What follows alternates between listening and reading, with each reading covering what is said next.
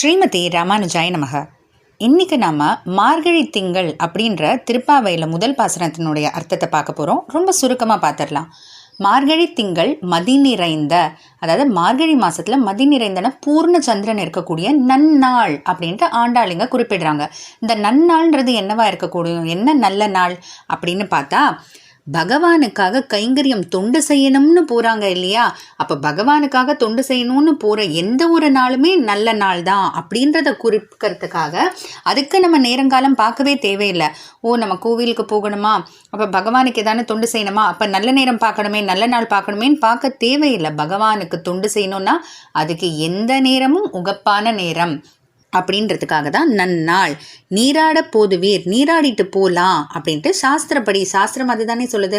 ஸ்நாத்வா புஞ்சித்தை, குளிச்சுட்டு சாப்பிடு அப்படின்ற போது, அப்போ பகவானுக்காக தொண்டு செய்ய போகும்போது குளிக்காமல் போகலாமா? அதனால் நீராட போதுவீர் போதுமினே நேரழியீர், நல்ல அணிகலன்கள்லாம் போட்டுக்கிட்டு, நல்லா அதாவது நெத்தியில் போட்டு, கையில் வளையல் அதெல்லாம் போட வேண்டியதெல்லாம் போட்டு, ஏன்னா பகவானை பார்க்க போகிறோம் இல்லையா? அப்போ நல்லபடியாக போகணும் அப்படின்றதுக்காக.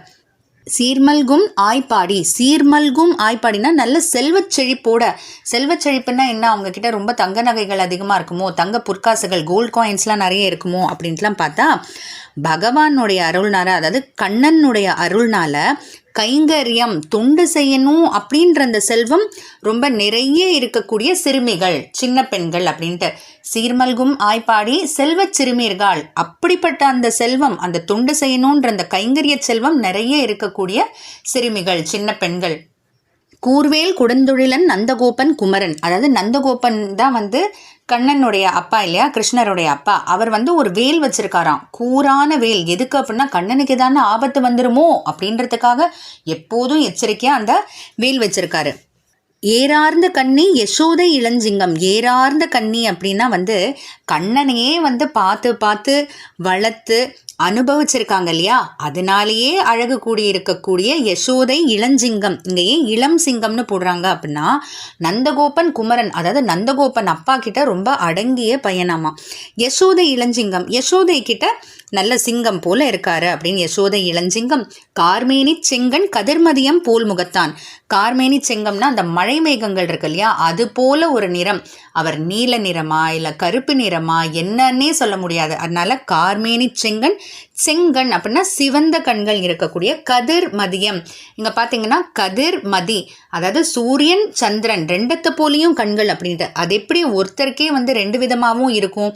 ஏன்னா சூரியன் ரொம்ப சூடான கதிர்களை அனுப்பும் இல்லையா, சந்திரன் ரொம்ப குளிர்ச்சியாக இருக்கும். அப்போ எப்படி ஒருத்தருக்கே ரெண்டு விதமான கண்கள் அப்படின்னா, தன்னையோட பக்தர்களை நோக்கி பார்க்கும்போது அவருக்கு சந்திரன் போல இருக்குமா, அதே போல் எதிரிகளை நோக்கி பார்க்கும்போது சூரியனை போல பார்வை இருக்குன்றதுக்காக தான் கதிர்மதி போல் முகத்தான், அழகான அந்த முகம் போல் முகத்தான் நாராயணனே நமக்கே பறை தருவான்.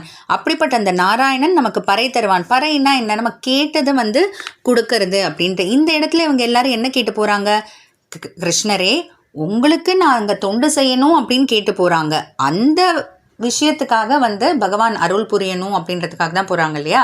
இன்னும் நீங்கள் ஒரு விதத்தில் கவனிச்சிங்கன்னா, நாராயணனே அப்படின்னு சொல்கிறாங்க. எதுக்கு அப்படின்னா, வேற யாரை நம்பியும் நாங்கள் போகல, நாராயணனே உன்னை நம்பி மட்டுமே வரோம், எங்களுக்கு வேற கதி இல்லை அப்படின்னு போகிறாங்க. அப்படிப்பட்டவங்களுக்கு நமக்கே பறை தருவான். ஏன்னா எப்போ தன்னுடைய பக்தர்கள் நாராயணனே நீ மட்டும்தான் கதின்னு சொல்லி வராங்களோ, அப்படிப்பட்ட பக்தர்களுக்கு பகவான் கைவிட்டுற மாட்டாரு. கண்டிப்பாக அவங்க கேட்டதை கொடுப்பாரு, அந்த தொண்டு செய்யணுன்ற அந்த செல்வத்தை கொடுப்பாருன்றது தான் நமக்கே பறை தருவான். அதனால் நமக்கு கொடுக்காம வேறு யாருக்கு கொடுக்க போகிறாரு அப்படின்னு சொல்கிற மாதிரி தான் நாராயணனே நமக்கே பறை தருவான், பாரூர் புகழ படிந்தேலோர் எம்பாவாய்.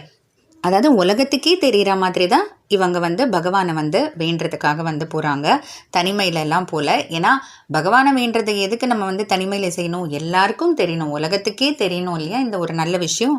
அதனால் பாரூர் புகழ படிந்தேலோர் எம்பாவாய். இங்கே இன்னொரு ஒரு முக்கியமான விஷயம் பார்த்திங்கன்னா, போதுவீர் போதுமினோ அப்படின்னு சொல்கிறாங்க இல்லையா. அதாவது யாரெல்லாம் வர முடியுமோ வாங்க, வரக்கூடியவர்கள் வாங்க அப்படின்னா, உலக விஷயங்களுக்கு கஷ்டப்படுற மாதிரி இதுக்கு கஷ்டப்பட தேவையில்லை. இதுக்கு ஏதானு நமக்கு தகுதி இருக்கணுமா அப்படிலாம் கேட்டால் ஒன்றுமே இல்லை. ஆசைன்றது மட்டும் இருந்தால் போதும் அப்படின்றது தான் போதுமினோ அப்படின்னு வந்து யாரெல்லாம் முடியுமோ வாங்க அப்படின்னா என்ன, இதுக்கு வேற எந்த தகுதியும்லாம் இல்லை, ஆசைன்ற ஒன்று இருந்தாலே போதும், அந்த நாராயணனே நமக்கே பறை தருவான் அப்படின்னு சொல்லி ஆண்டாள் இந்த முதல் பாசுரத்தை முடிக்கிறாங்க. ஆண்டாள் திருவடிகளே சரணம்.